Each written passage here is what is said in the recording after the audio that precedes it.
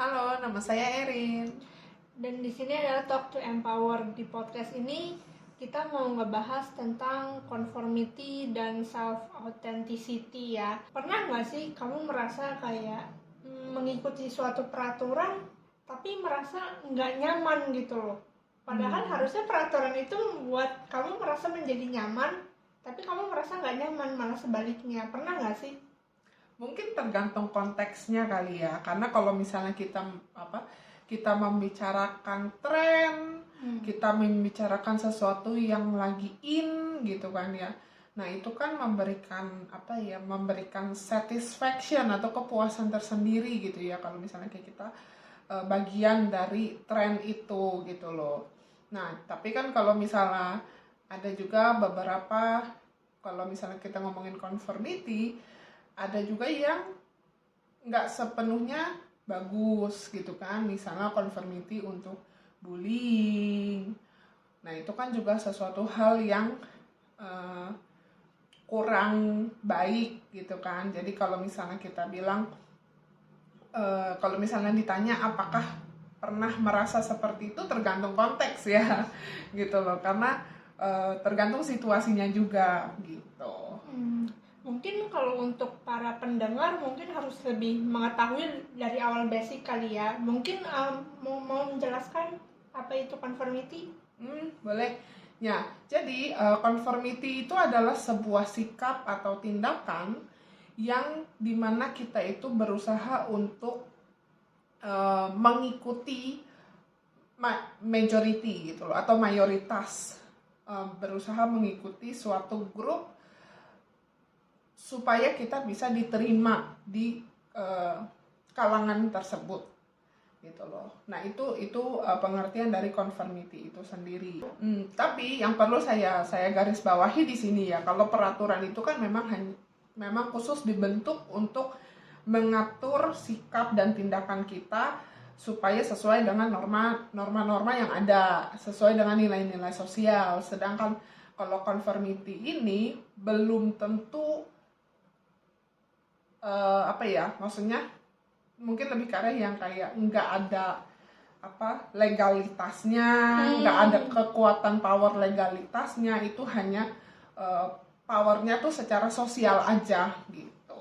Jadi istilahnya mungkin di sini lebih ke arah yang dimana ada satu orang membuat suatu tren, akhirnya pada akhirnya orang lain mengikuti dia gitu loh.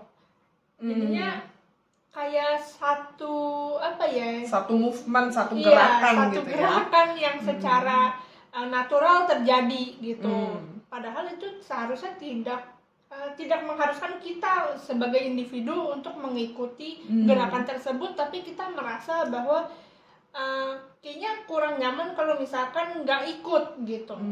Ya, karena ada pressure-nya, biasanya tuh ada social pressure-nya gitu kan. Misalnya mungkin kalau di dalam penelitian gitu kan, yang lebih banyak kita bicarakan tentang conformity itu adalah mengenai tindakan bullying, mengikuti trending, merokok terutama ya, banyak juga hal-hal yang seperti itu gitu loh, yang dipelajari di dalam conformity atau konformitas gitu.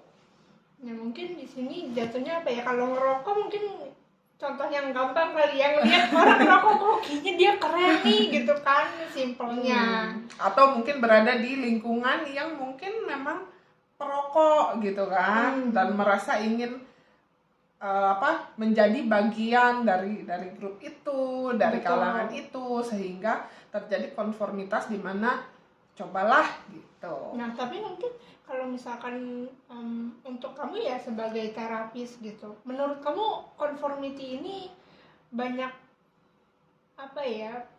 efek mental health-nya orang individu nggak sih gitu? Tentu. Karena kalau misalnya kita melihat suatu sikap atau tindakan ya, yang terutama kita membicarakan sikap atau tindakan yang mungkin tidak sesuai dengan nilai atau prinsip diri kita sendiri gitu kan, tapi ada tekanan dari luar, dari sosial. Nah, itu juga bisa membuat kita stres gitu loh. Contoh misalnya nih gitu kan, kita selalu diharapkan secara kebudayaan bahwa kayak kita itu harus setelah kuliah kerja, setelah kerja harus menikah misalnya, setelah itu punya anak. Itu kan suatu hal yang diharapkan atau yang orang-orang mayoritas sih memang seperti itu menjadi suatu kayak peraturan yang nggak diomong gitu ya. Jadi kayak sesuatu kebudayaan lah kita bilang gitu kan ya. Nah, tapi di dalam sikap orang ini belum tentu dia secara individu itu nyaman dengan hal tersebut gitu loh. Mungkin karena satu dan lain hal mereka tidak ingin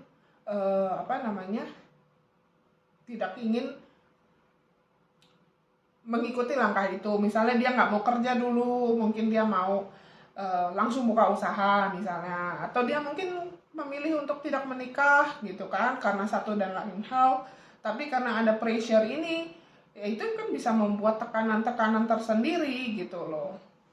Hal-hal yang seperti itu yang maksudnya bisa membuat terkadang itu tekanan seperti merasa anxious, merasa nggak menjadi bagian dari grup tersebut gitu loh, merasa kok gue beda sendiri gitu kan. Nah, itu hal-hal seperti itu juga kan mempengaruhi kesejahteraan psikologis orang gitu. Ya mungkin kalau soalnya kalau aku kan melihatnya secara general aja nih, nggak melihat tentang kesehatan mental mereka. Kita hanya melihat bahwa kayak kalau orang ini stres, oke, mari apa yang kita harus lakukan gitu. Tapi kita nggak melihat tekanan atau stres tersebut menjadi memang kita melihat itu sebagai suatu halangan, tapi kita lebih ke arah mencari jalan keluar dibandingkan mengetahui permasalahan itu datang dari mana gitu. Nah, untuk aku sebagai seorang coach gitu kan, aku tuh lebih mungkin melihatnya aspek di dalam kehidupan mereka gitu loh. Jadi kalau misalkan kalian tahu nih ada yang namanya wheel of life. Nah, wheel of life itu isinya adalah aspek-aspek penting di dalam kehidupan kita. Jadi bisa tentang kesehatan, pertemanan, keluarga, pasangan, keuangan. Nah, itu semua kalian sendiri yang rancang. Nah, nanti kita sebagai coach atau sebagai pelatih, kita membantu mereka untuk menyeimbangkan itu semua gitu. Nah, salah satunya kalau misalnya kita ngomongin conformity, kesulitannya adalah jadi ada yang kita ngomongnya kayak ada yang jomplang gitu. Jadi nggak seimbang. Nah, kita sebagai coach itu mencari jalan keluarnya bersama mereka gitu. Nah, mungkin itulah bedanya ya kalau di dalam sisi kita sebagai terapis gitu kan, kita itu melihatnya lebih ke arah misalnya orang ini tidak merasa sesuai dengan kenyataan yang ada atau kehidupan yang dijalani gitu kan. Nah, dampaknya itu untuk mereka seperti apa? Misalnya mereka nggak conform atau nggak sesuai dengan mayoritas misalnya, atau nggak sesuai dengan ekspektasi misalnya gitu kan. Nah, perasaan mereka bagaimana, dampaknya terhadap mereka itu seperti apa, dan lalu kita bersama dengan si klien itu juga gitu loh mencari penyebabnya, memahami gitu loh ya kan, lebih ke arah yang kayak oke, kamu nggak sesuai dengan ini ya kan, lalu apa yang membuat kamu merasa seperti ini gitu. Jadi nah dari pemahaman itu kita membantu klien untuk mengerti diri mereka lebih jauh. Kedua juga memahami kenapa sih mereka membuat suatu keputusan tertentu gitu loh. Dan kemudian ya langkah berikutnya adalah bagaimana mereka sekarang mau membuat perubahan, atau mereka maksudnya perubahan di sini bukan harus selalu yang berubah drastis, enggak ya, tapi lebih karena perubahan di dalam diri, misalnya menerima situasi yang ada, bagaimana berdamai dengan situasi yang ada, atau mungkin kalau misalnya kita ngomongin eksternal gitu kan, bagaimana dia bisa membuat suatu perubahan untuk merubah kehidupannya gitu.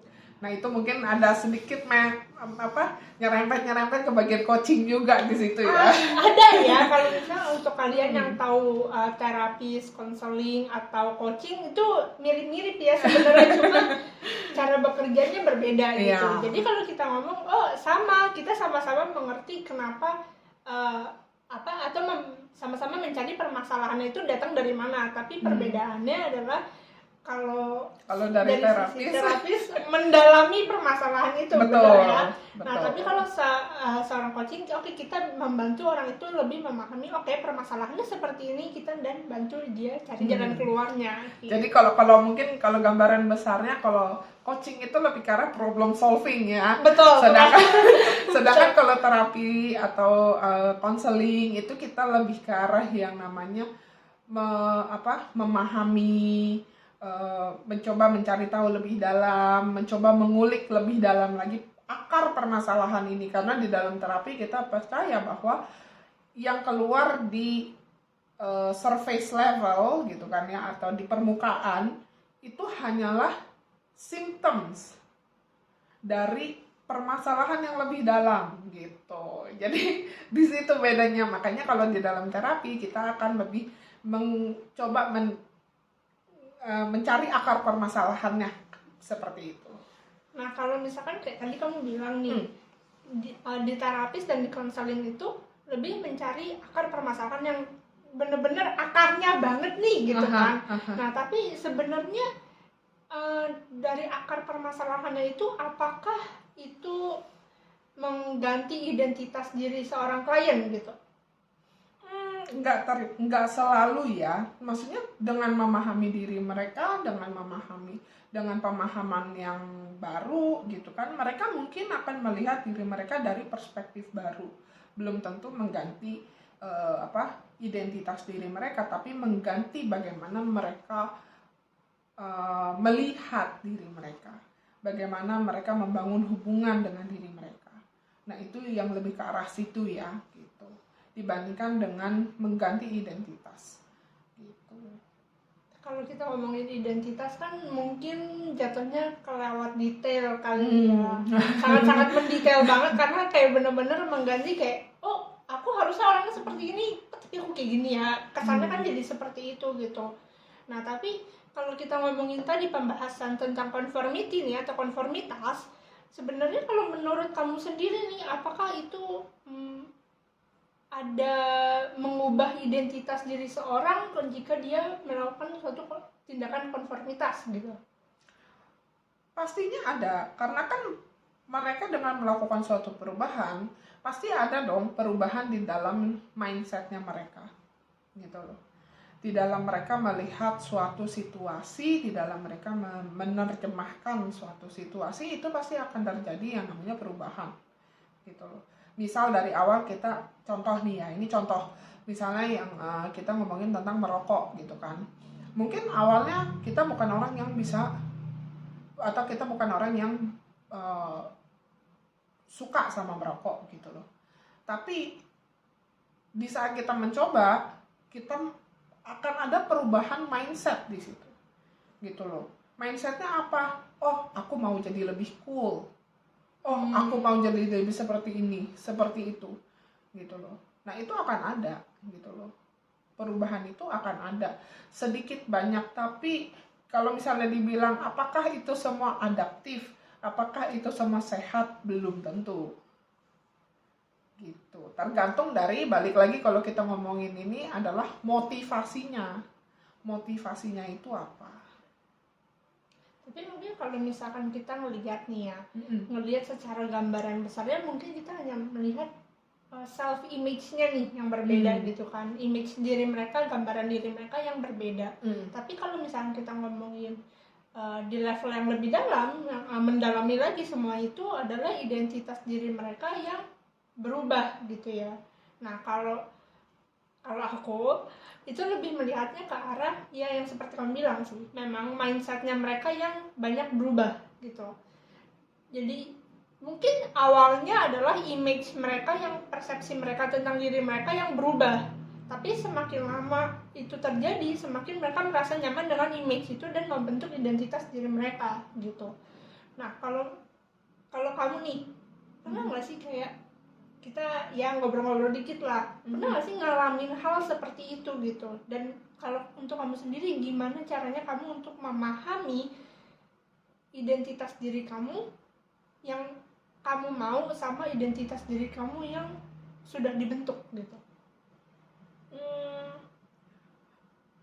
Pastinya pernah ya, namanya kita maksudnya berkembang sebagai individu gitu kan, maksudnya pengalaman gitu loh. Nah itu dengan pengalaman-pengalaman yang kita akumulasi, tentunya pemahaman kita terhadap diri kita pun akan berbeda gitu loh. Tentunya cara kita memandang diri kita pun akan berbeda gitu kan.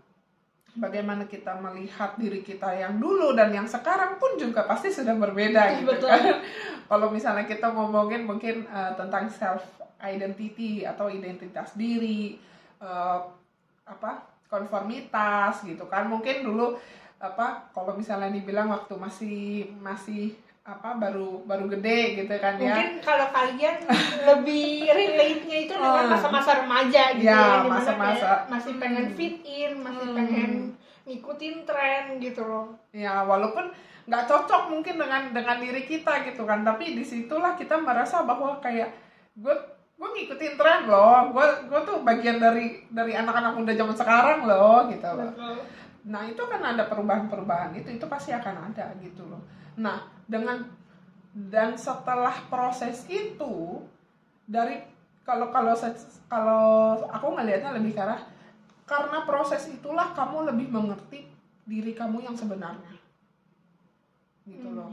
Karena proses itulah kamu tahu, oh ini cocok gak sih sama aku, oh ini cocok gak sih sama aku, mungkin ini gak cocok, mungkin itu gak cocok. Oh jadi aku tahu gitu loh. Ibarat kata kayak kita misalnya nih memimpikan sebuah pakaian yang kayak kalau kelihatannya tuh cakep gitu kan ya, tapi pada saat dipakai belum tentu itu cocok sama kita gitu loh.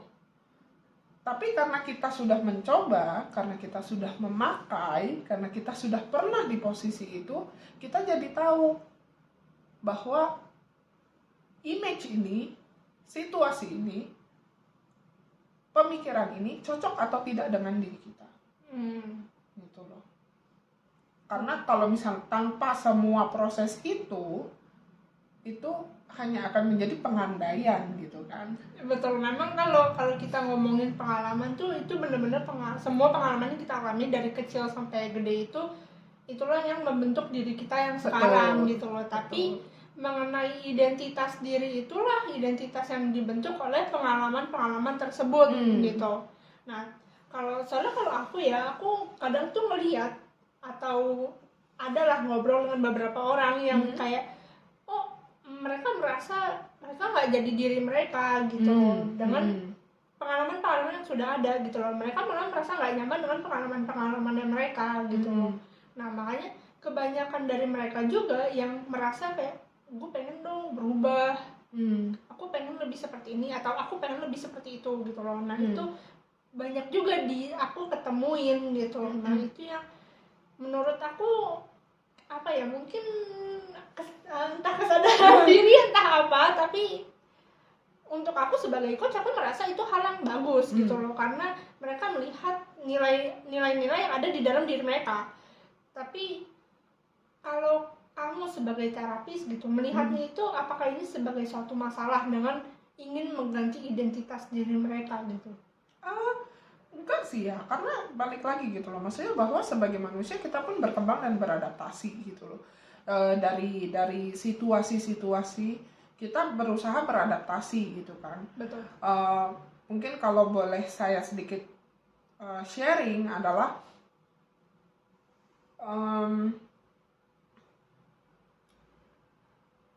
kalau kita melihat ke belakang, kadang-kadang kita merasa bahwa kok gue dulu begitu sih.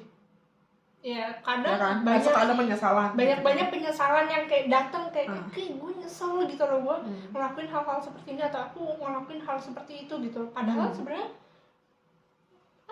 kita harusnya menerima itu gitu ya. Mungkin kalau kalian yang belajar maksudnya tertarik dengan kesehatan mental atau pengembangan diri, kalian juga pasti mungkin lebih setuju untuk menerima semua pengalaman itu, karena itu bagian dari diri kalian gitu kan. Tapi kan terkadang itu sulit gitu. Betul. Sulit ya, maksudnya secara realitanya sulit karena kita merasa bahwa kok nggak seperti ini sih, hasilnya tuh nggak sesuai dengan ekspektasi kita gitu loh. Ekspektasi itulah yang terkadang sulit. Ya, makanya kalau misalnya tadi saya sebenarnya mau menyebutkan bahwa kadang-kadang kita melihat bahwa suatu proses dulu kok kayaknya seperti ini sih, kenapa sih dulu aku begini, kenapa sih Betul. dulu aku begitu gitu kan. Tapi kalau dilihat balik, yang aku mau tekankan adalah kita melihatnya dari posisi kita yang sekarang, yang sudah lebih dewasa, yang sudah lebih punya pengalaman. Sedangkan diri kita yang di saat itu, apakah dia punya knowledge yang sama? Apakah dia punya pengetahuan yang sama seperti kita sekarang ini? Belum tentu, gitu loh. Jadi pada saat itu adalah suatu sikap yang dirasa terbaik di saat itu, gitu loh. Apapun bentuknya, ya kan?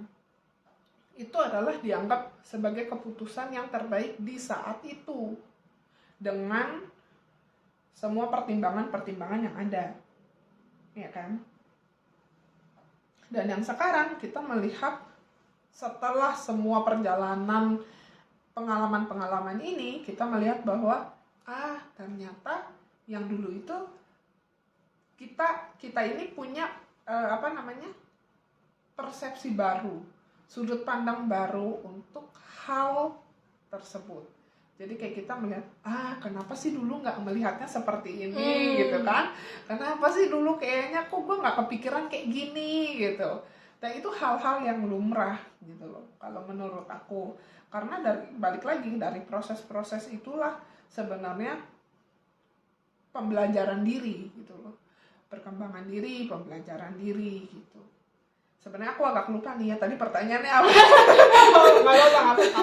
Nah, soalnya kalau misalkan kita ngomongin identitas diri gitu ya, simpelnya adalah pengalaman itu yang membentuk identitas diri seperti yang tadi kita bicarakan gitu. Tapi di balik itu semua, aku merasa identitas diri yang sudah dibentuk sama semua pengalaman itu akan tetap terus berubah. Tapi pada akhirnya mindset aku adalah untuk percaya bahwa semua itu proses untuk menjadi diri kalian yang sebenarnya gitu, atau apa kalau kita bilangnya true self ya, true self atau being the authentic you gitu ya, being authentic yang sesuai dengan diri kita, yang selaras dengan hati pikiran kita. Nah, itu kan semuanya yang sangat sulit ya kalau untuk kalian yang sangat yang mempelajari kesehatan mental, pengembangan diri.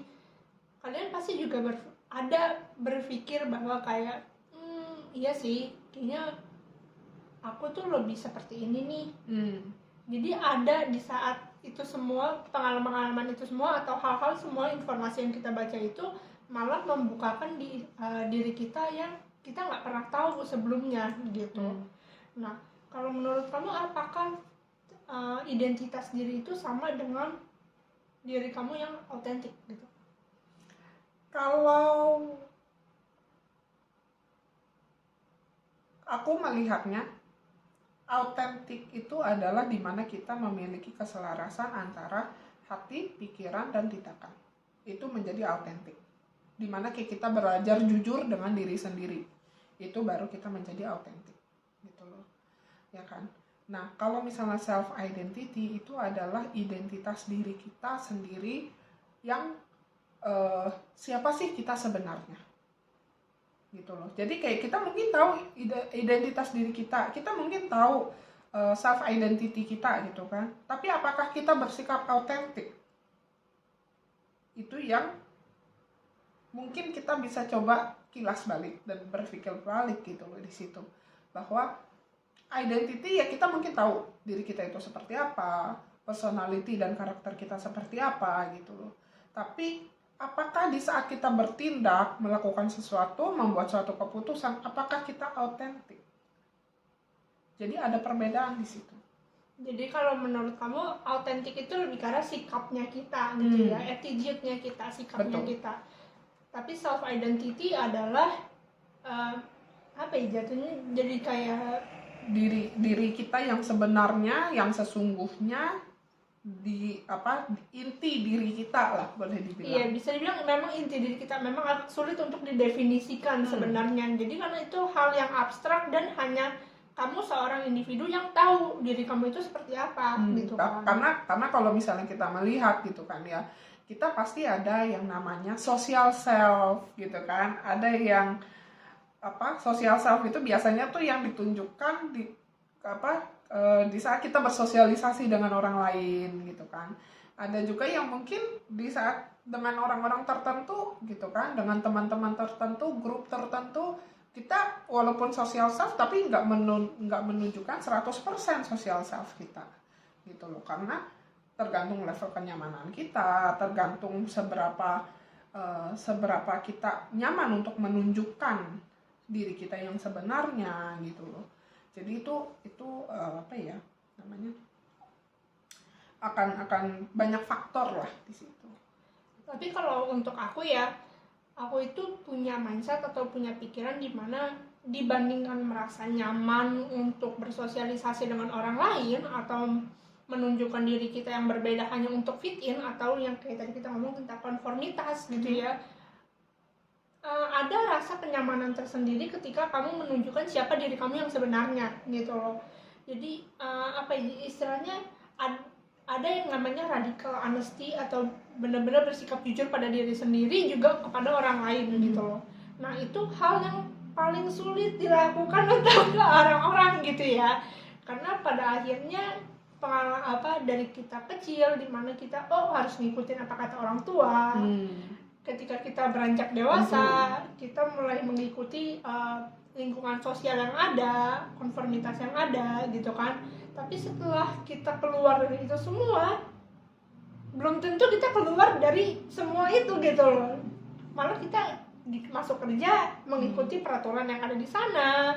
Akan selalu ada lingkungan baru, peraturan baru betul. Gitu ya. Jadi menunjukkan diri kita yang sebenarnya dan bersikap jujur pada diri kita itulah yang paling sulit dilakukan gitu ya. Karena terkadang apa ya istilahnya kayak dari 24 jam gitu ya, kita melakukan mungkin sekitar katakanlah 17 atau 15 sampai 17 jam itu kalian mengikuti lingkungannya ada gitu loh, mengikuti peraturan-peraturan yang ada gitu loh, dibandingkan menjadi diri kalian sendiri.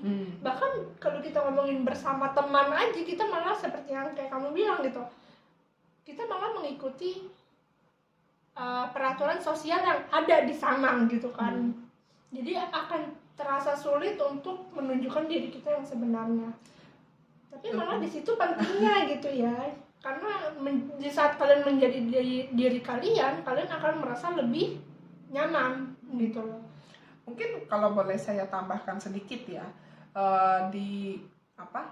memang kita sedikit banyak ada peraturan-peraturan, ada norma-norma sosial, ya balik lagi ya, yang harus kita patuhi gitu kan, yang harus kita, karena kan itu semua gunanya adalah untuk menjaga ketertiban gitu kan. Betul. Untuk menjaga perilaku kita juga gitu loh, menjadi manusia yang beradab kan ya. Jadi kita di sini bukan kita menyuruh kalian untuk melanggar peraturan, enggak sama sekali, tapi di luar peraturan yang seharusnya dijalani gitu, lebih baik, akan terasa lebih nyaman dan lebih baik ketika kalian jujur kepada diri kalian sendiri. Tapi kejujuran itu juga bukan berarti harus yang all in ya, maksudnya bukan yang harus jujur dalam pengertian tuh pokoknya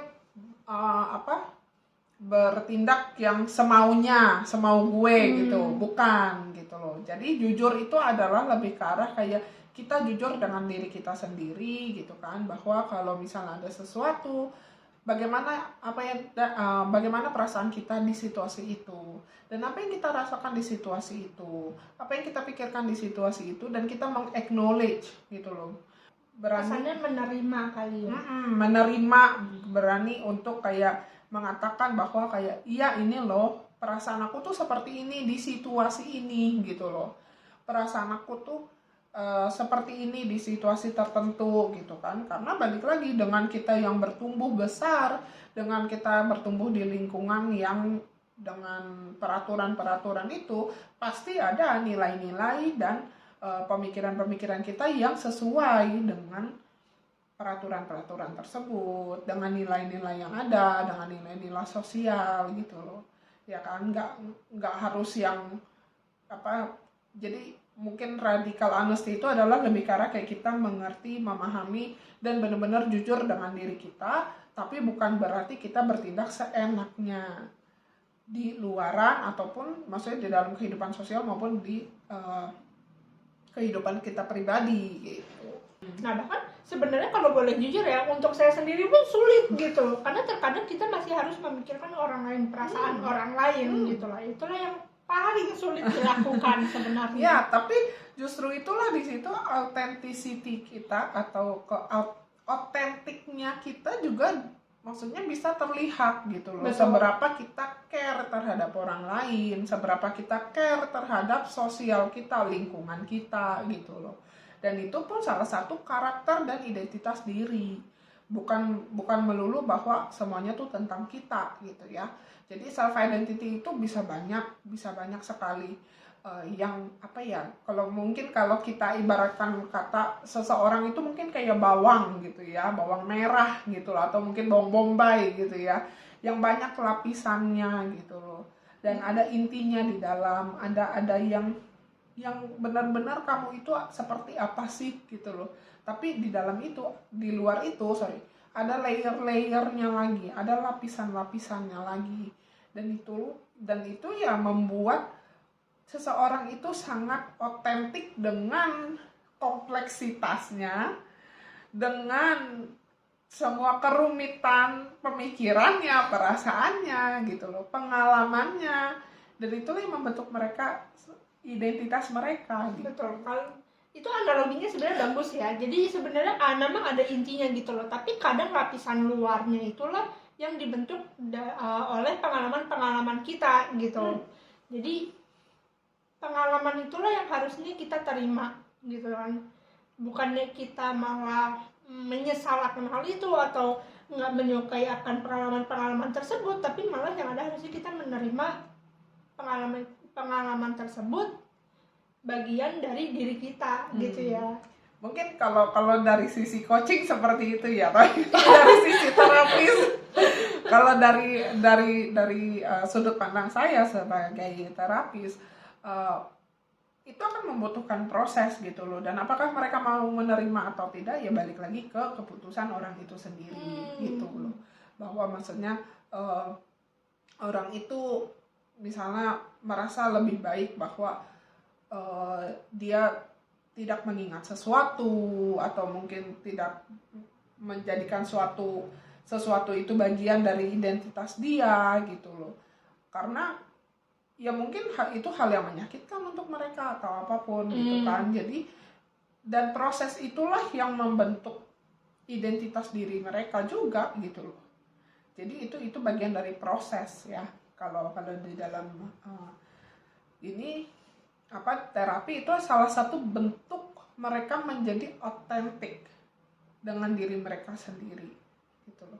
Bentuk mereka untuk menjadi suatu individu yang otentik dan jujur terhadap diri mereka bahwa ini menyakitkan dan saya belum bisa menerima ini gitu loh. Nah itu kan salah satu kejujuran, salah satu authenticity dari seseorang seperti itu. Nah memang sih kalau dari sisi coaching, memang kalau ini bukan coaching secara general ya, tapi untuk cara kerja saya sebagai coach, saya memang menyarankan mereka untuk menerima pengalaman-pengalaman mereka, karena pada akhirnya pengalaman tersebutlah yang akan membantu mereka untuk berkembang lebih jauh lagi ke depannya gitu. Karena mereka sudah punya pengalaman, sudah punya informasi yang cukup untuk diri mereka berkembang lebih jauh lagi. Nah kalau kita ngomongin masalah informasi, pengembangan diri, pasti dong kalian semua tahu nih belakangan yang sangat-sangat ramai dibicarakan ya. Iya, ramai dibicarakan, banyak yang kayak Membahas. bahkan mungkin untuk bersosialisasi berbincang seperti ini aja tuh kadang banyak dibicarakan gitu. Salah satu topik trending ya. Betul. Nah, salah satunya adalah tes personality nih. Kalau menurut kamu tes personality itu mendefinisikan diri mereka nggak sih? Kalau untuk aku secara pribadi itu nggak mendefinisikan siapa diri kamu gitu loh, tapi melainkan membantu kamu mengerti diri kamu. Nah, kalau aku setuju gitu loh. Mungkin karena saya background saya lebih ke counseling ya, dan juga psikologi, bukan psikologi klinis ya, jadi saya tidak bisa menyentuh lebih jauh apakah itu mendefinisikan seseorang atau tidak gitu loh. Tapi kalau dari saya sebagai seorang terapis, saya melihatnya adalah itu membantu untuk mengerti, memahami cara kerja diri kita. Betul. Gitu loh, cara pikir kita, cara pandang kita, apa yang penting bagi kita, apa yang tidak penting bagi kita. Tapi bukan berarti bahwa semua itu 100% benar. Gitu loh. Karena walaupun misalnya kalau kita ngomong tentang personality test gitu kan ya, mungkin kita bisa dikategorikan sebagai suatu tipe gitu kan. Betul, jadi kalian itu sudah dikelompokkan berdasarkan tipenya gitu. Tipenya, tapi balik lagi dengan kompleksitas manusia itu akan sangat sulit untuk mengkategorikan kita di dalam satu box gitu loh. Jadi seberapa akurat tergantung diri masing-masing gitu loh. Tapi itu bisa membantu kita untuk mengerti, memahami diri kita, dan kalau memang itu membantu kalian untuk mengerti, memahami diri kalian, silahkan gitu loh untuk dicari tahu lebih jauh, cari tahu lebih lanjut gitu kan. Tapi kalau memang itu tidak sesuai dengan diri kalian, ya anggap saja pembelajaran. Maksudnya pembelajaran tentang, oh tes ini ternyata seperti ini, oh ternyata nggak cocok nih sama aku. Mungkin ya memang ada beberapa yang nggak sesuai, atau mungkin ya memang kamu bukan bagian dari satu tipe ini gitu. Betul, jadi aku juga pernah ngebahas nih, kalau kalian yang pernah nonton video dari kita gitu ya, aku tuh ada ngebahas juga tentang personality, dimana yang aku pun bilang gitu ya, bahwa personality itu bukan hanya menjadikan kamu satu tipe personality aja, karena seperti yang kayak tadi Erin bilang gitu, bahwa kita sebagai manusia sangat-sangat kompleks gitu ya. Nah, jadi kalau misalkan yang ramai dibicarakan ya, contohnya seperti si Myers-Briggs gitu kan, itu kan si MBTI atau 16 personality type, itu yang ramai dibicarakan gitu ya. Mereka mengelompokkan kita ke dalam satu tipe gitu ya, betul lah. Tapi permasalahannya adalah di luar itu gitu ya, kalau kita ngomongin tipe personality MBTI itu berdasarkan fungsi kognitif kita, cara pikir kita gitu loh. Di luar sana banyak lagi tes-tes personality yang dasarnya berbeda gitu. Nah, jadi di sini yang saya mau tekankan adalah bahwa semua tes itu bukan berarti kalian nggak cocok dengan tes ini terus pindah ke yang lain gitu, enggak ya. Tapi adalah kalian istilahnya semua informasi itulah yang menggabungkan siapa diri kalian yang sebenarnya gitu. Bukan siapa diri kalian yang sebenarnya, tapi menggabungkan semua informasi yang kalian bisa pelajari tentang diri kalian gitu.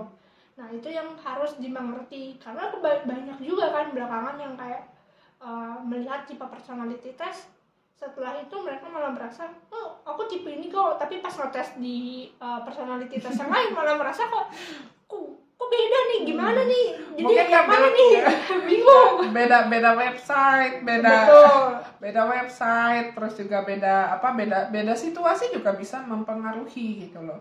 Betul. Karena situasi tertentu kita mungkin merasa lebih rileks, situasi tertentu kita merasa lebih tegang gitu kan, sehingga menghasilkan respon kita terhadap pertanyaan-pertanyaan itu pun berbeda gitu.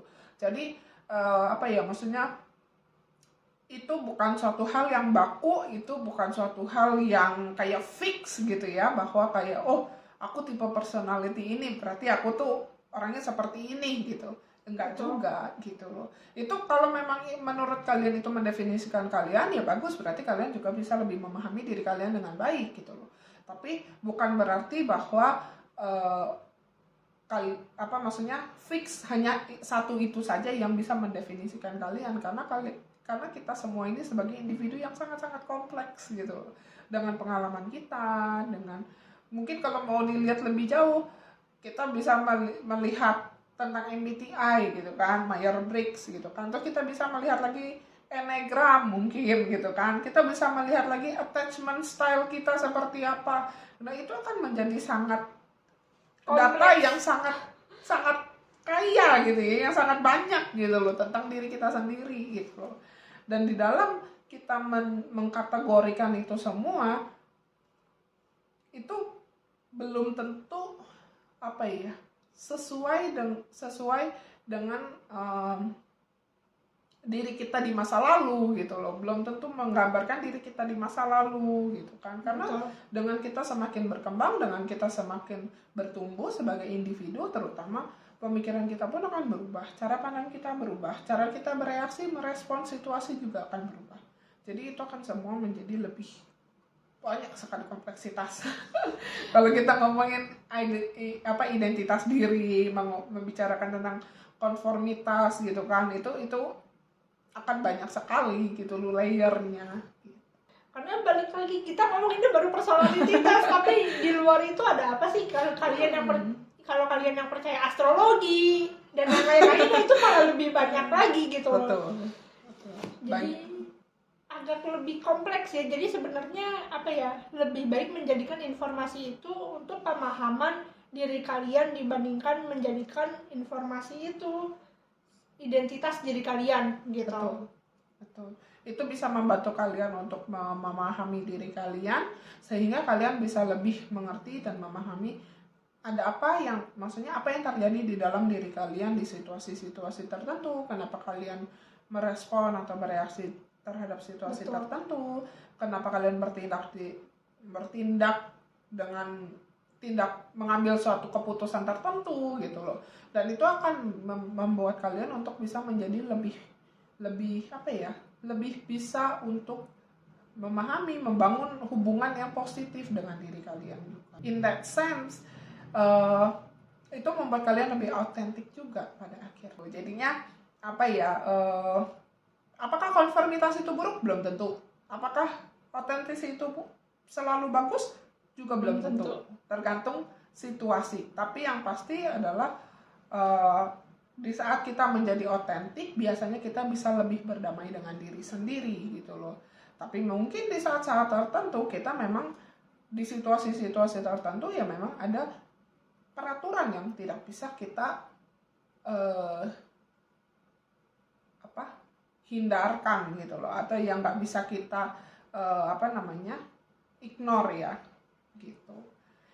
Jadi menyeimbangkan diri, beradaptasi ya, lebih karena menyeimbangkan diri, beradaptasi sehingga kita bisa mengerti, memahami diri kita sendiri, dan itu akan menjadi lebih menjadikan diri kita itu lebih kaya dengan pengalaman-pengalaman.